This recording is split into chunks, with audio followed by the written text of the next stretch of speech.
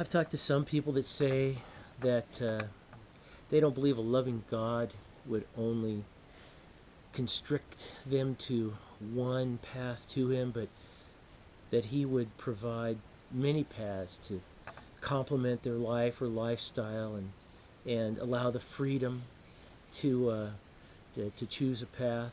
That's what a loving God would do. And I just want to contend that that would be unfair, as surprising as that might sound.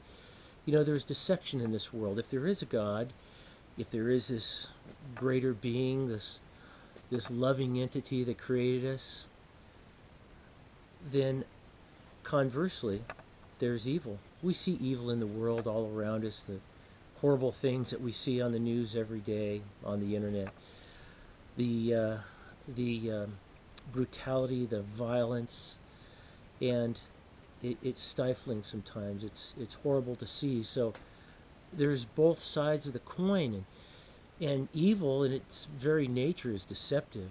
So we know there's deception as well, or we must conclude there is. So there's good and evil. If there was just good, I don't think we would see evil in the world. We wouldn't see these things happen. But we know that there is. So if there's deception because there's evil, then how do you know the path you're going down is the right path, or a right path to God? We know that the devil, the enemy of God, uses deception. The Bible says that he even parades as an angel of light. So we could be choosing a path that looks very good, it sounds good, it feels good, and it may not be a good path. So how do we know?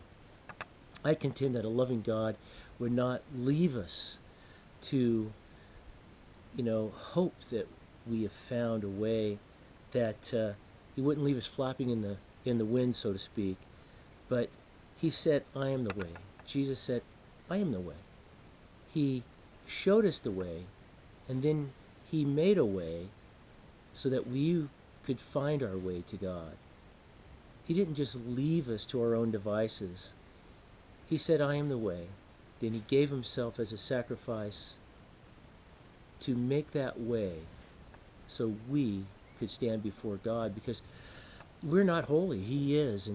And now God sees us through the lens of Jesus' sacrifice, and He sees us as holy.